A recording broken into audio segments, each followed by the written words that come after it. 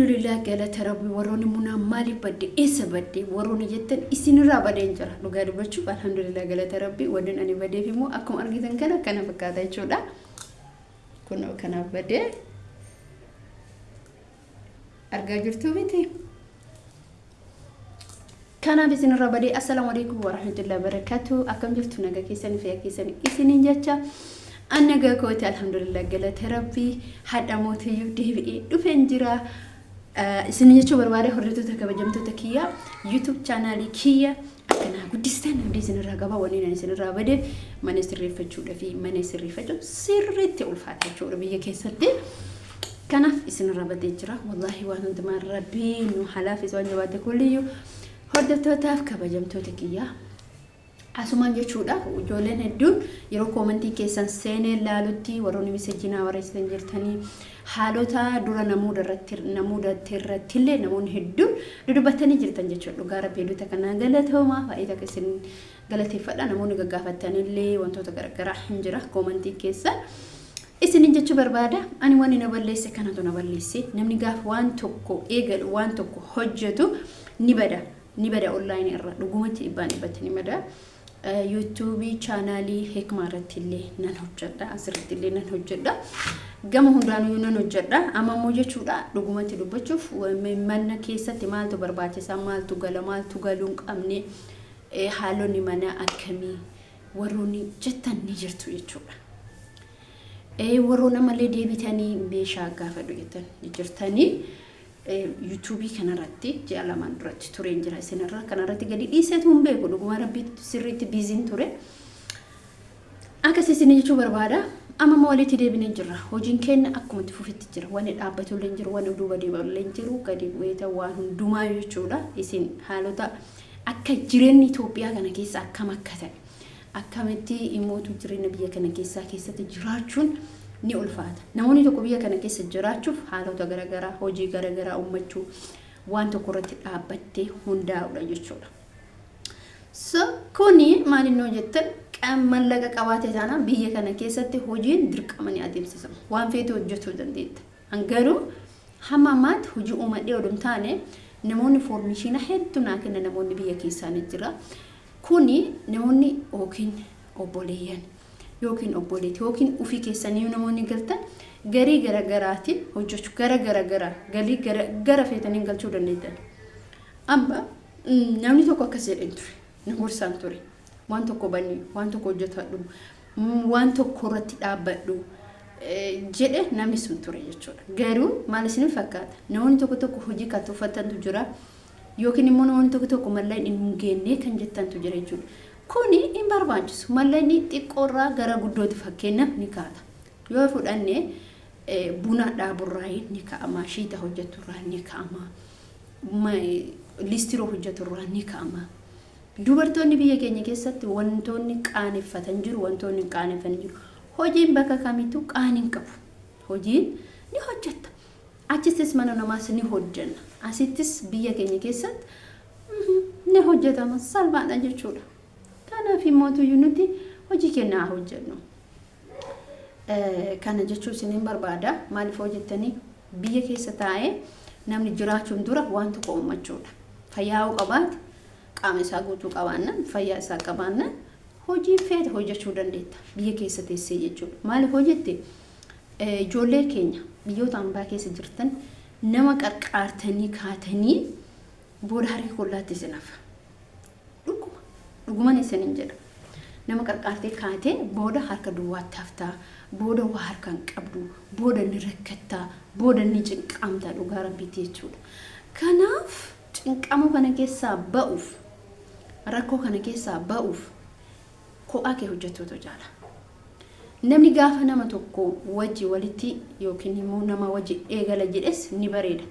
garuu nama ko'aa isaa tattaafatee mallaqa harka qabaatee hojii tokko hojjechuuf dirqama ati ofitti amantummaa qabaatee hojii san hojjechuu qabda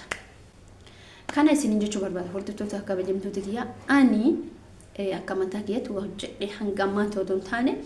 garuu hojii tokkotti ba'uuf mallaqa gahaa qabachuu otoo taane mallaqa guddaa ol ta'u wantoota kuma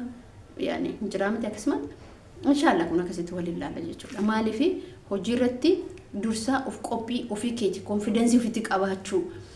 ofii keetii ofitti amanuu namallee mariisistee garuu waan san itti ol ka'u qophiidhaan jechuudha. Qophooftee onni kee bukeessitee bakka nu jedha abshee homaa miti humna kee godhattee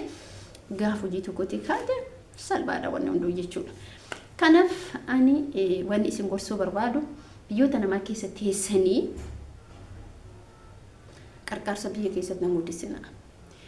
Biyya namaa keessa teessee qarqaarsa gaafa biyya keessatti eegalte hin kufta. Biyya namaa keessa teessee gaafa haadhaaf abbaa keetiin dhala waan tokkoon qarqaari dhugaa rabbii siin jedha. Namoonni tokko tokko biyya keessa taa'anii biyya ambaatti cinqamaa dubbatan cinqaan akkasii miti. Cinqaan akkasii miti. Haadhaaf abbaa ofii alatti namni hunduu fayyaa qaba jechuun haadhaaf abbaa kee guddisanii sadarkaa kanaan si ga'an. Haadhaaf abbaan kee bakka kanaan si ga'an. Ka doktora ta'us, ka injiinara ta'us, ka hundumaa ta'us, ka biyya arabaa deemus, ka umsa eenyuun beektu haadhaaf abbaa keenya. Haadhaaf abbaa keenyan alatti nama tokko jechuun dhugaan isin hin jedhan nama tokko hin qarqaare. Abbaa fedhe haa ta'u, abbaa fedhe. Uumaa siin godhu gaafa biyya keessatti galte immoo harka si jalaa fudhata. Gaafa ati biyya keessa teessee gaafa ati bakka injiraa miti gaafa ati rakkattu gaafa ati yoo ati hiyyoomatte si fedha jechuudha. Dhalma namaa kuni yoo ati hiyyoomatte yoo ati waa dhabde yoo ati rakkatte yoo ati beelofte sitti gammada bakka sitti dhugumatti sitti gammada. Amesin namoonni biyya keessa hin agarre namoonni biyya ambaa jirtan jechuudha dhifama namoonni biyya ambaa jirtan hin agarre gaafa biyya kee keessa geesse dhagarta gaafa wal harkaa ol dhabde agarta gaafa qullaa taate agarta malee har'a bakka kan jettee deemte injira miti kana ta'uun qabu. Isin jechuun barbaada kuni maalinni maal isinitti fida rakkina booda dhufu ammoo doon taane amma ati biyya ormaa amma mucaa tokkotu rakkadhee ture jette baay'ee rakkatte baay'ee rakkatte akkamitti rakkatte odoo biyya ormaa jirtu rakkatte dhugaan isin jedha. Gaafa kana maatiin isin rakkate garuu eenyu siif rakkata haadha abbaa kee qofa. Biyya ormaa keessa ta'anii ni rakkatan akkuma biyya ormaa keessa teessee rakkattu san biyya kee kiyya keessa illee taa'ee rakkadhaa jettee yaaduu qabda.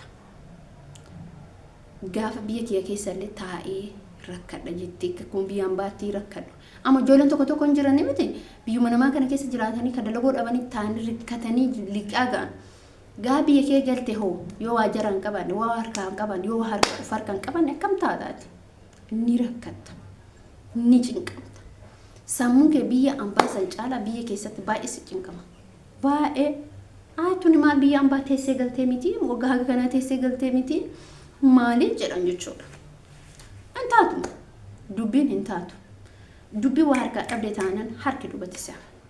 qabaate taananis harkuma kee jira. Qabaate yoo ta'e hin bittinneessin argatti yoo ta'e immoo qabaate yoo ta'e immoo bittinneessin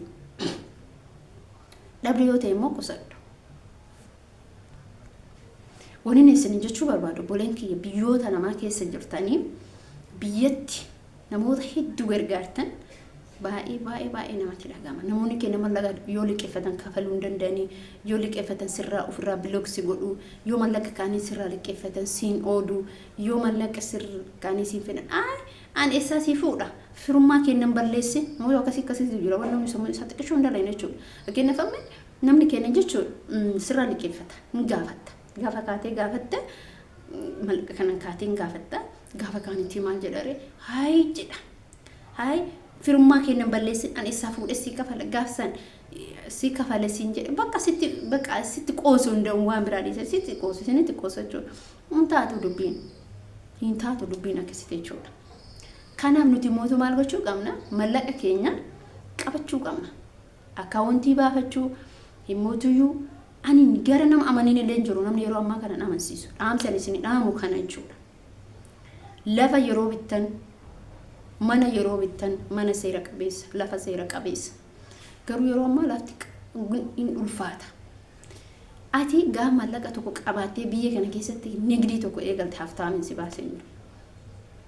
Namoota meeqatu jira namoonni mana diigamanii kasaaraa galanii nasbee ofii dhabanii jedhan maaliif dhugumatti ni kasaaru dhugumatti ni dhabu. Kanaaf nuti mootu waan qabnu kana harka keenya kaawwanne harka keenyatti qabanne hojjenne bor nama guddaa ta'a bakka guddaa geenya. Akkasii isin jechuu barbaada viidiyoo kiyyaadhaa isinitti dheeressee jira viidiyoo lamaffaa itti aanu inshallah walumaan laallaa akkamitti gaafa injiraa miti alhamdulillah rabbil alamin waan hunda keessatti shukrii rabbii keetiitti galchite waan hunda keessatti shukrii rabbii keetiitti galchuu fayyaa kee guutuu qabaachuu ati fayyaa gaafa qabaatte nama jechuu fayyaa qabaachuun waa hunduma caala fayyaatu caala waa hunduma caala fayyaa qabaatte waan feeti dalaguutu caala jechuudha. Ala kulli haali kanaan isin jechuu barbaada inshallah viidiyoo taanutti walitti deebinaa walirraan bannu waliin jirra inshallah seechi isin jechuu barbaada. Assalaamu alaykum warahmatullahi wabarakatuh.